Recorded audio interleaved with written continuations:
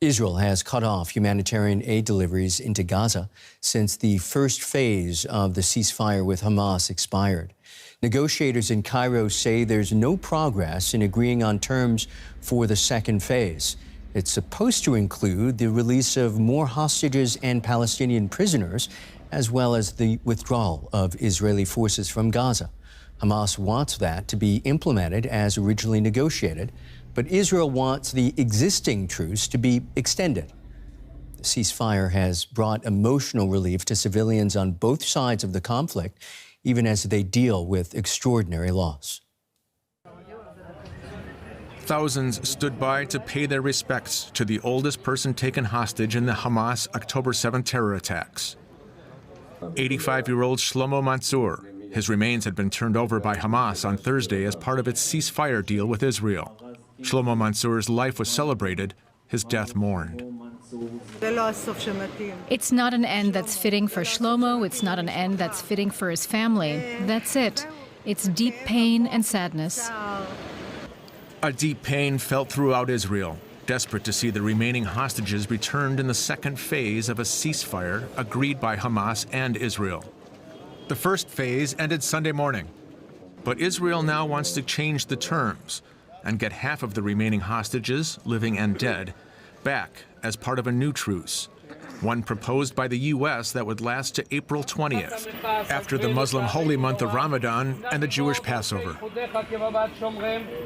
Are you going to give this ceasefire for free without hostages to be released? This is something we will not accept. So yes, we are ready to negotiate on the second phase according to our principles. To enforce its will, Israel has stopped trucks loaded with food and supplies at the Rafah crossing from Egypt. The gates allowing passage to Gaza and to Gazans now shut by the Israeli military. They didn't give us a good reason. Give me a convincing reason that this food is not allowed in. Why is it banned entry? This is aid. When I used to go to Bosnia and Herzegovina, we were allowed in. I delivered food into Somalia. No one stopped me. Here, only a fence separates me from Gaza, and I'm banned from entering. On the other side of the crossing, Gazans, as they do every evening during Ramadan, break the day's fast. Once again, however, their access to food may diminish quickly. To talk about the humanitarian situation in Gaza, I am now joined by Deepmala Mahla. She is the Chief Humanitarian Officer of the international humanitarian organization CARE, and we welcome you. First question for you, what are your staff in Gaza telling you about the humanitarian situation on the ground? Our teams in Gaza are telling us what they have been telling for 15 months. It is devastating. There's too much destruction. There's too much starvation. There's too much suffering. Yes, there was a glimmer of hope in the last 42 days because some aid could be delivered. I have also been hearing from teams about people trying to get some sense of normalcy, trying to celebrate Eid. But this decision of blocking aid has broken people's hearts and humanitarian hearts one more time. Again, I mean, Israel is stopping aid coming into Gaza and claims that there is enough aid in Gaza for several months. Is that what your team is seeing? As a humanitarian organization that has been in Gaza for decades, and we have been providing humanitarian assistance since October of 2023, there is not enough aid in Gaza. There is not enough aid. It has not been, it has decreased. Yes, in last 42 days, humanitarians on the ground have done their level best to provide life-saving assistance. Even CARE, my organization, we could help people with urgent things like bedding sets, shelter items, kitchen materials. We even repaired some water reservoirs and some wells. Our last delivery came yesterday, and today we were waiting for trucks to come with medical supplies, which we could use in our health center in Deir al-Bala. When I was in Gaza, I spent time in that health center, and there are too many people. Some days, 200, 250 people. Majority of the clients are children. And we have supplies which can run that health center only for a couple of weeks. So we are really concerned, and we are really waiting for our trucks, which are loaded, which are ready to come in with medical supplies and food parcels. Gaza does not have enough medical aid inside it.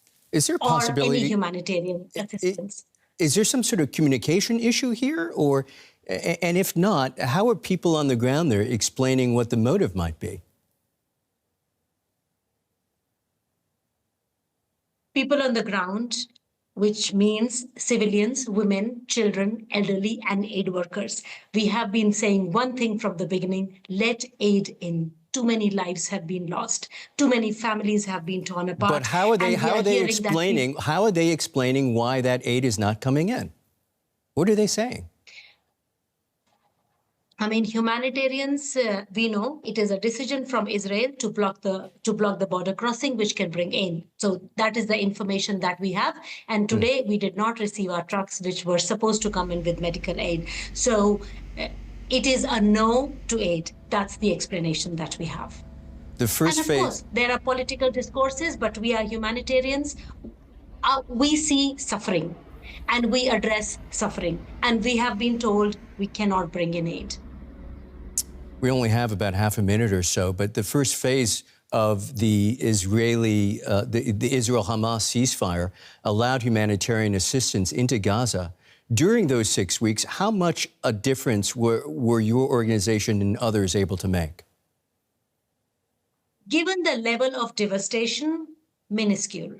Minuscule, because a glimmer of hope, which this ceasefire was, cannot erase the paramount devastating suffering and destruction. It will take years and years, but yes, it brought hope. People could go back to what remains of their homes, but they could barely even find the remains of their lost family members. So this was just the beginning, and we urge all parties to please let aid in, and please let's save lives now.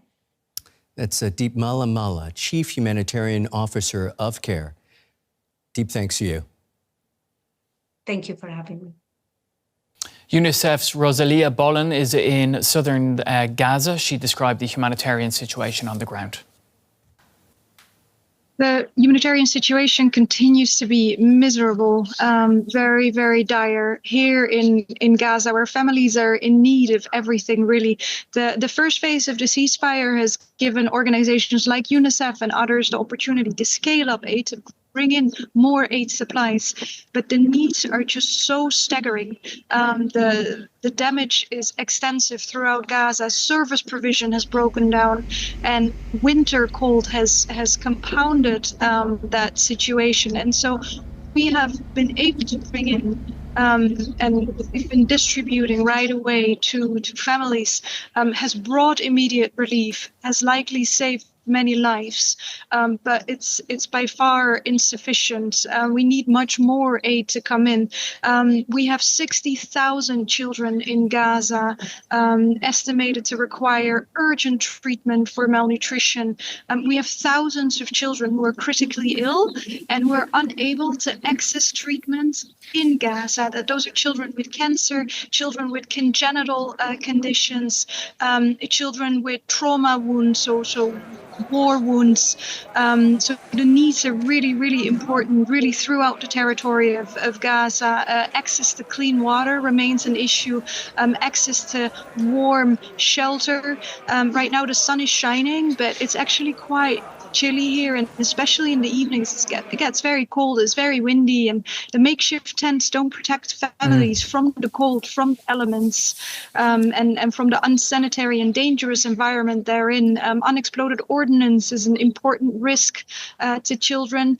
Sorry to jump in, but you're describing a truly horrendous situation, to say the least. So, I mean, asking you what effect will not allowing aid into Gaza have during the difficult, what you're describing? What effect would it have, not allowing aid in? We've been deeply worried about the restrictions and the difficulties that we've had throughout the war to bring aid in. The moment that we were able to scale up aid with the ceasefires, I said, that brought immediate relief. That that ceasefire for the over 1 million children in Gaza wasn't just an pause in hostilities, but it's an actual lifeline.